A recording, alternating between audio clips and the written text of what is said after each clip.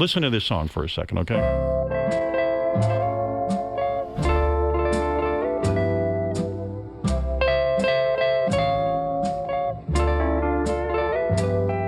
When the evening sun goes down, Beautiful song. You will find me hanging Nightlife. down. The nightlife. The song Crazy, Nightlife, and Funny How Time Slips Away. You wrote them all in the same week in the 1950s. This is around 1950. In the same week. That's right. You were that prolific. Or whatever, yeah. I was in a pretty good writing place for sure. What makes a good writing place? How come, like in 1 week, what was going on in your life that made it so easy? Were you just so focused on music? I'm really, I was moving from Texas to Nashville. And, Right. I wrote those Still working songs. as a DJ?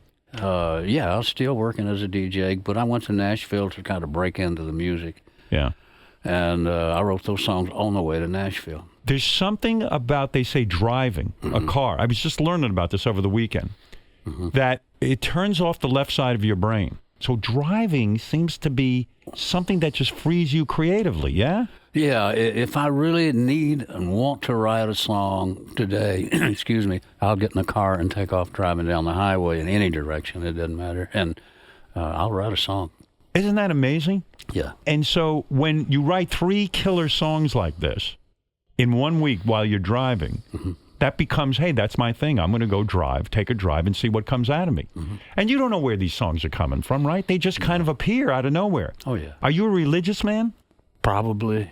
Because I would think when you're driving along and you know that process works and these songs come from nowhere, you might say, well, maybe it's like a gift from God. Well, you know? that's for sure. Yeah. You know what I'm saying? That's for sure. Like I don't know how I conjure up these songs. Are you aware of the inspiration that, hit you at that moment? Like, the nightlife. I mean, where does that come from? What's happening to you?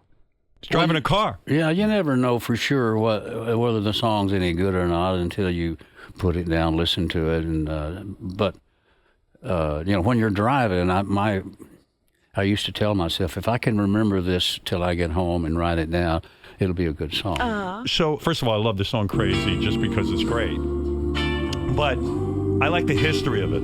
I knew. This was the point in your life where, of course, you took that famous drive, 3 songs in 1 week. And then suddenly, you really were a songwriter at that point, trying to sell your songs to other artists. I went to Nashville to sell songs because I had heard Nashville is the store. That's where you take your pride. It is.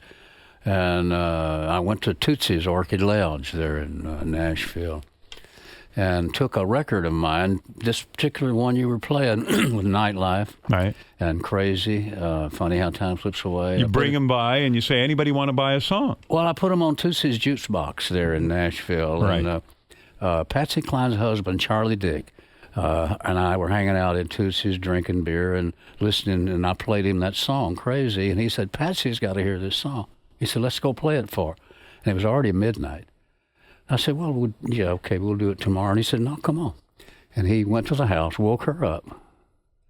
She come out to the car, made me go in, and I played Crazy for her, and she loved it and recorded it the next week. The legend was that she thought it was too wordy or something.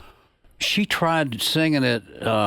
She went to the studio to record it, and she tried singing it and phrasing it the way I was doing it. And no one can do that. The producer said, no, you got to forget Willie's phrasing. You got to do it on your own. And she tried 4 days in a row in the studio, and she finally nailed it.